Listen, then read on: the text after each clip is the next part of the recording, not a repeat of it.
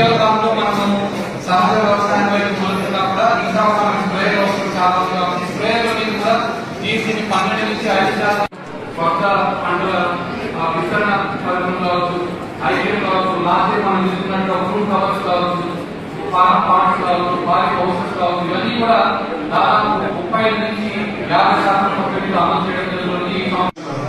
అయితే ఇందులో రైతు వాటా కట్టే అమౌంట్ లో జీఎస్టీ కూడా కట్టుకుంటుంది.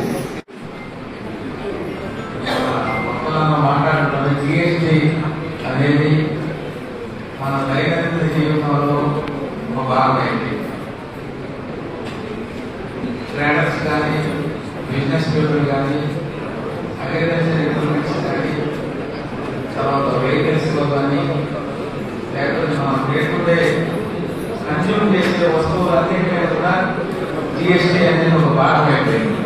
అందరూ తెలుసు జీఎస్టీ అంటే గూడ్స్ అండ్ సర్వీసెస్ ట్యాక్స్. మన సేల్స్ ట్యాక్స్ ని, సర్వీస్ ట్యాక్స్ ని రేట్ చేశారు. అయితే గత 1 year గా అది 2018లో వచ్చినట్టు అప్పటి నుంచి కూడా జీఎస్టీ యాక్ట్ కన్సాలిడేట్ అవుతుంది. ఏదైనా ఒక చట్టం వచ్చిన తర్వాత కన్సాలిడేట్ అవ్వాలి, దాన్ని ఇంప్లిమెంట్ అవ్వాలి. ఆచరణలోకి వచ్చిన తర్వాత దాని మీద వచ్చిన సమస్యలకి ప్రభుత్వానికి ఒక వ్యూ ఉంటుంది, మన ప్రజలకు ఒక వ్యూ ఉంటుంది. ఈ ప్రజలకు ఉన్న వ్యూలో మనం ప్రభుత్వం చెప్పిన నచ్చకపోతే మనం అప్పీల్ చేద్దాం. దానికి జీఎస్టీ ట్రిబ్యునల్ అంటాం, జీఎస్టీ కోర్టు ఉంటాయి. వాటిలో ఇంకా ఫైనలైజేషన్ రాలేదు. ఒక నిర్ణయంలో దానికి ఏదన్నా ఒక డిస్ప్యూట్ నుంచి అప్పీల్ చేయాలంటే ఇంతవరకు మనకి ఫైనలైజేషన్ రాలేదు. ఈ లోపు ఆ ఫైనలైజేషన్ వచ్చిన తర్వాత ఆ చట్టం కన్సల్టేట్ అవుతుంది. అవన్నీ పెండింగ్ దశలో ఉన్నాయి. చాలా సిస్టమ్ ఇష్యూస్ వచ్చి అయిపోయినాయి, కానీ డబ్బు ఇష్యూస్ అన్ని అన్సెటిల్ రిమైన్ అన్సెటిల్ ఉన్నాయి. అయితే ఈ లోపు ఈ రేట్లు రకరకాలుగా ఉన్నాయి. 4-5 స్లాబ్స్, 6 స్లాబ్స్ కూడా ఉన్నాయి. దీన్ని రేషనలైజ్ చేసుకున్నాం. చాలా మంది ట్రేడర్స్ నుంచి, చాలా మంది చార్టెడ్ అకౌంటెంట్స్ నుంచి, క్లాస్ అకౌంటెంట్స్ నుంచి, ప్రొఫెషనల్స్ నుంచి, అడ్వకేట్స్ నుంచి, వ్యాపారస్తుల నుంచి, వీళ్ళందరి నుంచి డిమాండ్ చేస్తుంది గవర్నమెంట్. ఇది స్లాబ్ మాకు కష్టం అవుతుంది. ప్రతి 2 నెలలకి రిటర్న్ పై తెలుసుంటుంది. ప్రతి నెల డబ్బులు కట్టాలి, ప్రతి 3 నెలలు రిటర్న్ పై చేయాలి, అదంతా ఆన్లైన్ చేయాలి. ప్రతి సంవత్సరానికి ఒక 50 రిటర్న్ పై చేయాలి. ఫామ్ 7 ఇట్లా ఉంటాయి. సో ఇదంతా కాంప్లికేట్ అయిపోయి సామాన్య ప్రజలకు అందుబాటులో లేని పరిస్థితి తీసుకొచ్చారు. మన కంప్లైంట్స్ డబ్బులు పెట్టడం కూడా ఆన్లైన్ అయిపోయింది. మాకు ఏదో ఫ్యామిలీ కట్టేస్తాం ఎలా తీసుకుందనే పరిస్థితి కాకుండా ఇట్లాంటి పరిస్థితుల్లో సెంట్రల్ గవర్నమెంట్ జిఎస్టీ కౌన్సిల్ ఏర్పాటు చేసి రేషనలైజేషన్ ఆఫ్ జిఎస్టీ చేశారు. దానివల్ల ఏమవుతుందంటే 2 స్లాబ్లు పడతాం. ఉన్న స్లాబ్స్ అన్నింటినీ 28 దాన్ని 18 తీసుకురావడం, 12 స్లాబ్ని 5 తీసుకురావడం, ఫైనల్గా ఇప్పుడు 5, 18 2 స్లాబ్స్ పెట్టుకున్నాం. కొన్ని ఐటమ్స్ రిజర్వ్, కొన్ని ఐటమ్స్ రిజర్వ్. అయితే 40% స్లాబ్లు ఉన్నాయి, అంటారు అవి మన కాస్మెటిక్స్ ఎలా ఉన్నాయి అంటారు. ఈ 2 స్లాబ్స్ మాత్రం ఇప్పుడు మన దగ్గర రేషనలైజ్ చేసి మన 22వ తారీఖు నుంచి దాని అమల్లోకి తీసుకొచ్చారు. దీనివల్ల ఎఫెక్ట్ ఏంటి? దీనివల్ల ప్రజలకు కలిగే ప్రయోజనం అంటే, ప్రభుత్వానికి కలిగే ప్రయోజనం అంటే, ప్రభుత్వానికి కలిగే నష్టం ఏంటి?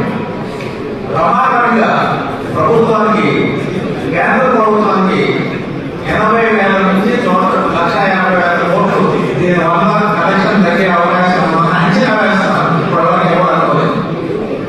అయితే దాని ప్రభావం వల్ల మన రాష్ట్రం కూడా దెబ్బతింటుంది. మనకు కూడా జీఎస్టీ షేర్ వస్తుంది.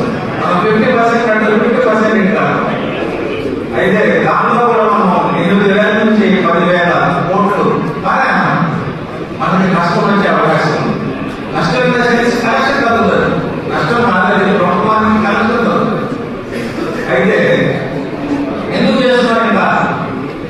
ఈ డబ్బులన్నీ కలెక్ట్ అయితే కదా మళ్ళీ మనకి సంక్షేమ కార్యక్రమాలు ఇచ్చేది. ఈ డబ్బులన్నీ తీసుకుంటే కదా మళ్ళీ మనం అభివృద్ధి కార్యక్రమాలు ఇచ్చేది. ఈ 2 కలిపి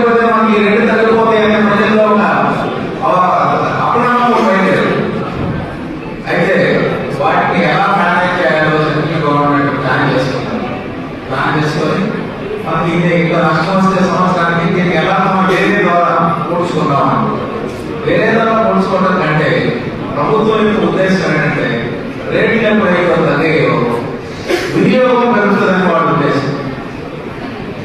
ఒక కారు కానీ ఒక ఇది కానీ ఒక మిడిల్ క్లాస్ వాళ్ళు మొత్తం బాగా ఆగిపోయింది. ఇప్పుడు అందరూ కొంటారు. నెలలో 10 వెహికల్స్ 20 వెహికల్స్ అప్పుడు పోతాయని ప్రభుత్వం ఎస్టిమేట్ చేస్తుంది. సో అందుకని వినియోగం పెరిగిపోయింది. Consumption has increase. దాని మీద మనం ఎస్టిమేట్ చేస్తాం. సో కన్సంప్షన్ మీద ఆడుకుంటాం. ఇంకేదైనా రాష్ట్రం సబ్స్టిట్యూట్ చేసుకోవడానికి ఇతర రంగాల నుంచి తీసుకోవడానికి ప్రయత్నం చేస్తారు. దానివల్ల ఏదైతే మనం ప్రభుత్వం పోగొట్టుకుంటుందో ప్రభుత్వం ఖచ్చితంగా ప్రయత్నం చేసి ఈ సంక్షేమ కార్యక్రమాలు కానీ అభివృద్ధి కార్యక్రమాలు కానీ ఎక్కడా లోపం రాకుండా చూడడానికి ప్రయత్నించారు. ఈరోజు మన ఎంపీ గారు కూడా ఇక్కడ మీతో కలుసుకున్నప్పుడు మాకు చాలా సంతోషంగా ఉంది.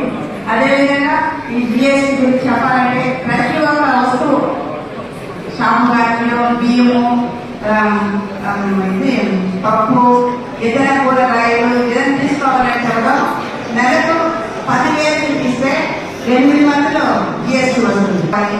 ముందుగా రైతాంగం పేదవాళ్ళకే మన ప్రభుత్వం ఇది ఎటువంటి ఇది మనకు ఈ పథకాలు పెడుతున్నారు. చెప్పాలంటే బస్సు కూడా మనకు పేదవాళ్ళకే ఇస్తున్నారు. పిచ్చిలు పేదవాళ్ళకే ఇస్తున్నారు. జిఎస్టీ కూడా పేదవాళ్ళకే. అట్లా మన పేదవాళ్ళు మనం తీయాలంటే జిఎస్టీ ఉంది వెనక్కి పడిపోతాం. అందమైన వస్తువులు తీసుకోవాలని కూడా మన వల్ల ఉంది. అందువల్ల మీరు అందరూ ఉపయోగించుకొని మీ ఇంటికి కావాల్సిన వస్తువులు తీసుకోవాలని కోరుకుంటున్నాను.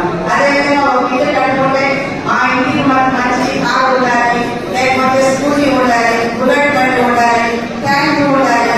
మన రైతులు మన భూమికి ఏం అవసరమో ఆ వస్తువు అంతా ఉండాలని కూడా మన ప్రతి ఒక్క రైతాంగంలో కూడా ఆశ ఉండొచ్చు. ఈ ఆశ మన చంద్రబాబు నాయుడు గారు మన మోడీ గారు ఈ ఆశ నెరవేరుస్తున్నారు. అందరూ ప్రతి ఒక్కరు మీరు ఉపయోగించుకోవాలని కూడా కోరుకుంటున్నాను. Jai Hind, Jai Hind. So super GST super savings ఏనాడైతే మోదీ గారు చంద్రబాబు నాయుడు గారు జనసేన పార్టీ ఒకటైందో ఆ రోజు ఆంధ్ర రాష్ట్రానికి అన్ని సవాలు అధికారంలోకి వచ్చిన పైన కింద పైన మోదీ గారు సార్ ఇక్కడ చంద్రబాబు నాయుడు గారు కూడా ప్రభుత్వం వచ్చింది. సో వచ్చిన రోజు నుండి నాయకులకి ఏ విధంగా ప్రజలకనే ఉండాలి. గత ప్రభుత్వం నాయకులకి ఏమేసుకోపోదామా అని ఉన్నారు. గడప పంపించి అన్ని తెలుసుకున్నాడు ఏమేమి ఉన్నాయో వాళ్ళతో మళ్ళీ అధికారం వస్తాన్ని కొట్టుకోబడుతున్నారు. మరో హుషారు అయిపోయినారు. మరి ముఖ్యంగా రైతులైతే మా పొలాలకి కావాలంటే ఆ రాళ్ళు కూడా ఫోటో వేసినాడు బాగుంది చెప్పాడు అని రైతుల ముందు హుషారు పడిపోయినారు. సో రైతులు కూడా మీ ఆశీస్సులను ప్రభుత్వం గెలిచి ఇప్పుడు మీకు అన్ని రకాలుగా అంటే ఇప్పుడు చెప్పిన జిఎస్టీ గురించి ఏమేమి లాభాలని సో మళ్ళీ కొత్తగా నేను చెప్పేది ఏముండదు. సో ట్రాక్టర్ కొన్నా, టైర్లు కొన్నా, వాటికి సంబంధించిన వ్యవసాయ పనిముట్లు ఏవి కొనుక్కున్నా కూడా 7% రైతులకి లాభం ఉండే విధంగా ఈ కూటమి ప్రభుత్వం నిర్ణయం తీసుకుంటుంది. కాబట్టి రైతులు పెద్ద ఎత్తున కూటమి ప్రభుత్వానికి ఒక లక్ష రూపాయలు వినిపించే విధంగా. సో అలాగే మహిళలకి కూడా సూపర్ మార్కెట్ కి సంబంధించిన వస్తువులు, గ్రైండర్, టీవీ అన్నింటిలో కూడా జిఎస్టీ చాలా బాగా తగ్గింది. కాబట్టి మహిళలు కూడా పెద్ద సంఖ్యలో ఆనందాన్ని వ్యక్తం చేశారు. సో 15 రోజుల చిత్తూరు జిల్లా మొత్తం రాష్ట్ర వ్యాప్తంగా ఒక ప్రోగ్రామ్ వచ్చారు జిఎస్టీ పైన. మా ముఖ్యమంత్రి గారు ప్రతి ఇంటికి చెప్పి చెప్పేది అందరికీ తెలిసిపోయి ప్రతి ఒక్కరు టీవీలో చూస్తూనే ఉన్నారు. అన్నింటిపైన తగ్గించి సో ఇది ఒక మంచి శుభ పరిణామంగా భావిస్తూ థ్యాంక్స్ ఫర్ మోదీ గారు అండ్ చంద్రబాబు నాయుడు గారు. All the best. ఈరోజు రాష్ట్ర వ్యాప్తంగా జిఎస్టీ తగ్గింపు మీద మనందరం అవగాహన కల్పించాలి. ప్రజల్లో ఈ జిఎస్టీ మీద అవగాహనతో పాటుగా ఈ జిఎస్టీ వల్ల కలిగే ప్రయోజనాలతో మా యొక్క కొనుగోలు శక్తి ఏ విధంగా పెరుగుతుందన్నటువంటి విషయాన్ని కూడా తెలియజెప్పడం వల్ల కేంద్ర ప్రభుత్వం కానీ రాష్ట్ర ప్రభుత్వం కానీ సామాన్య మధ్యతరగతి ప్రజల పట్ల రైతాంగం పట్ల ఎంత బాధ్యతతో ఉంది అని తెలియజెప్పడం కోసమే ఈ సమస్య నిర్వహించడం జరిగింది. జిఎస్టీ తగ్గిస్తే మాకేం వస్తుంది అని చాలా మంది అపోహపడుతున్నటువంటి సమయంలో జిఎస్టీ దాదాపుగా 15 సంవత్సరాల నుంచి ఒక భాగంగా మారుతున్నటువంటి క్రమంలో ఈ జిఎస్టీ విధానం తీసుకురాకముందు జిఎస్టీ తీసుకొచ్చిన తర్వాత అనేక మార్పులు వస్తువులు వినియోగించే క్రమంలో కానీ వాటిని కొనుగోలు చేసే క్రమంలో కానీ చాలా మార్పులు వచ్చాయి. మనకు తెలియని మనం తీసుకున్న బిల్లులో జిఎస్టీ ఉంది అని తెలియని చాలా మంది బిల్లు పెట్టే వాళ్ళని మనం చూస్తూ ఉంటాం. అందుకు ఒక హోటల్ వెళ్తే కాకా హోటల్ వేస్తే మినిమం బిల్లు వేస్తే ఏ హోటల్ వెళ్ళినా అందులో టోటల్ బిల్లు తర్వాత ఎస్జిఎస్టీ సిజిఎస్టీ అని కలిపి మళ్ళా గ్రాస్ ఓపెన్ చేస్తారు. మా ఇంటి జిఎస్టీ ఎందుకు పెట్టాలన్నటువంటి ఆలోచన కూడా చాలా మందిలో జరుగుతుంది. దాన్ని భరించలేనటువంటి వ్యక్తులు. ఇలాంటి సందర్భంలో కేంద్ర ప్రభుత్వం అనేక రకాలైనటువంటి సంస్కరణలు తీసుకొస్తుంది. అంతర్జాతీయంగా అనేక రకాలైనటువంటి ఇబ్బందులు వస్తున్నాయి. మీ అందరికీ పేపర్ చూసే అలవాటు ఉంది, టీవీ చూసే అలవాటు ఉంది. అమెరికా మన మీద అనేక ఒత్తిళ్లు తీసుకొస్తుంది. అనేక రకాలైనటువంటి ఒత్తిళ్ల మీద సుంకాలు విధిస్తుంది. ఇలాంటి సమయంలో మన కొనుగోలు శక్తి మీద ఏ అంతర్జాతీయ ప్రభావం కానీ ఏ ఇతర ప్రభావం కానీ పడకుండా ఉండాలంటే దానికి ఒక సరైన మార్గం సామాన్యుడి యొక్క కొనుగోలు శక్తి పెరగాలి. కొనుగోలు శక్తి పెరగాలంటే ఏంటి? చిన్న ఎగ్జాంపుల్ చెప్పమంటే చిత్తూరులో ఒక షోరూమ్ ఓపెన్ చేస్తారు, జీజేఎం ఫ్యాబ్రిక్ షాప్స్ అని. ఆ జీజేఎం ఫ్యాబ్రిక్ షాప్ ఓపెనింగ్ దేని రోజు ఏం చేస్తారంటే ఒకటి కొంటే 3 ఉచితం అంటారు. అంటే ఒకటి కొనాలనుకున్న వాళ్ళు కూడా 3 కొనాలనే ప్రయత్నం చేస్తారు. ఆ విధంగా ఇప్పుడు జిఎస్టీ తగ్గించడం వల్ల అంటే మీరు నెలకి 4 నుంచి 5,000 రూపాయలు రోజు చూసుకునే ఒక కుటుంబం దాదాపుగా కొన్ని వస్తువులు మనకు ఎందుకు మన బిడ్డలకి అవసరం చేసుకొని అక్కడ త్యాగం కాదు, ఆ కొనుగోలు శక్తి లేక వచ్చేస్తూ ఉంటాం. పాలు కొనడం, పెరుగు కొనడం, బెల్లం కొనడం, జున్ను కొనడం, రైస్ కొనడం, పప్పులు కొనడం, చింతపండు కొనడం, బెల్లం కొనడం, అన్ని కొనడం స్టోర్లు మనం ఒక రోజు షాప్ వెళ్ళి అక్కడ అన్ని తీసేసిన తర్వాత ఎక్కువ అయిన కొన్ని వస్తువులు పక్కన వచ్చేసి తగ్గించడం. అదే ఈరోజు జిఎస్టీ తగ్గిన కారణంగా అవి తగ్గించడం కాకుండా ఇంకొక 2 వస్తువులు ఎక్స్ట్రా చేయి. ఎందుకంటే మన కొనుగోలు శక్తి 5,000 రూపాయలు కెపాసిటీ ఉన్నప్పుడు 6,000 బిల్లు సమస్య కానీ 5,000 నుంచి 4,500 4,300 బిల్లు అవుతుందంటే ఇంకొక 600 వస్తువులు మనం ఎక్స్ట్రా కొనుక్కోవడమే కాదు, ఇంకొక 500 రూపాయలు కూడా ఖర్చు పెట్టే సామర్థ్యం వస్తుంది. ఇది సాధారణ భాషలో మనందరికి అర్థమైందని చెప్తున్నారు. ఆ విధంగానే జిఎస్టీ తగ్గిపోవాలి. ఏ రకంగా తగ్గించారంటే 100కి 28 రూపాయలు జిఎస్టీ కంటే అనేక వస్తువుల నుంచి 100కు 18 రూపాయలు జిఎస్టీ కంటే అనేక వస్తువుల నుంచి 0 చేసిన ఉన్నాయి, 5% చేసిన ఉన్నాయి. 28 రూపాయలు జిఎస్టీ కట్టేది ఎక్కడ? 5 రూపాయలు తగ్గించడం ఎక్కడ? 18 రూపాయలు జిఎస్టీ కట్టేది ఎక్కడ? దాన్ని 5 రూపాయలు తగ్గించడం ఎక్కడ? 18 రూపాయలు జిఎస్టీని 0 చేయడం ఎక్కడ? 5 రూపాయలు కట్టే జిఎస్టీని 0 చేయడం ఎక్కడ? అంటే ఇవన్నీ కూడా మన కొనుగోలు శక్తిని పెంచుతాయి. మన కొనుగోలు శక్తిని పెంచడం అంటే ఒక ఉత్పత్తి ఉత్పత్తిదారుడు మనలో ఉన్నటువంటి వారికి ఆ ప్రయోజనం అంతా కూడా వస్తుంది. దానివల్ల మన ఆర్థిక సామర్థ్యం పెరుగుతుందన్నటువంటి సూక్ష్మమైనటువంటి ఆలోచన ఈ జిఎస్టీ విధానంలో ఉంది. ఈ జిఎస్టీ తగ్గించడంలో కేంద్ర రాష్ట్ర ప్రభుత్వాలు ఇంత సూక్ష్మమైనటువంటి ఆలోచన చేశాయి. అందుకే గౌరవ నారా చంద్రబాబు నాయుడు గారు పదే ఎమ్మెల్యేలకి, అధికారులకి, ప్రజాప్రతినిధుల్లో, గ్రామ పార్టీలో ఉన్నటువంటి నాయకులు అందరినీ కూడా గ్రామాలకు వెళ్ళండి, ప్రజలకి ఇన్ని రకాలైనటువంటి ప్రయోజనాలు కల్పించే జిఎస్టీ విధానాన్ని మనం తీసుకొచ్చాము. ఇది ప్రజల పట్ల మనకు ఉన్నటువంటి బాధ్యత. ఈ ప్రభుత్వం ఇది మంచి ప్రభుత్వం కాబట్టి ఇలాంటి ప్రయత్నాలు చేస్తున్నామని చెప్పడం కోసం మీకు ఈ సభ నిర్వహించడం జరిగింది.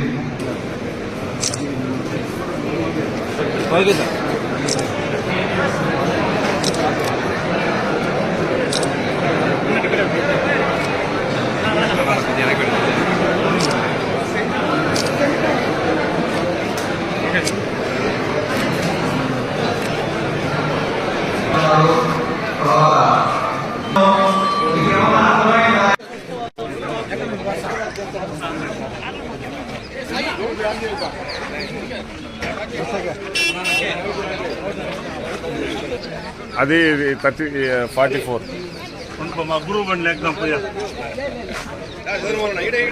माँ गुरु बन लेता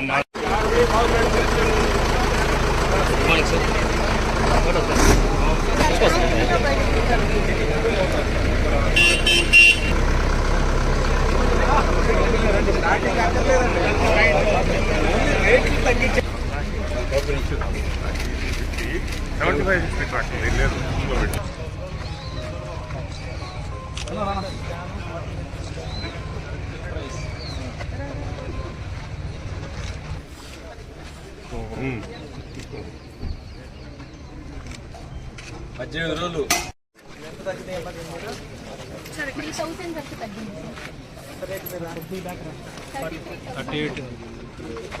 ముందు జిఎస్టీ ఎంత ఉంది 12% నుంచి 5% వచ్చింది.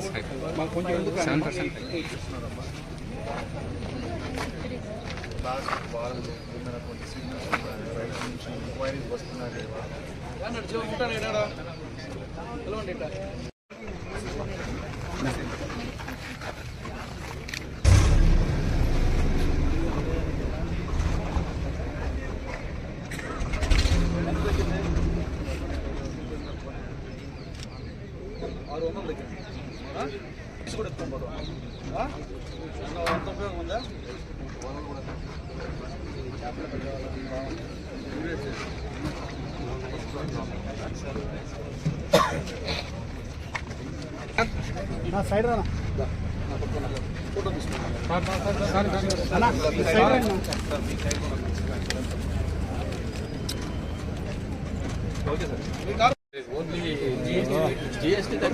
సార్ మీకు వెనకాల వచ్చింది సార్ ఇది ఎంత తగ్గుతుంది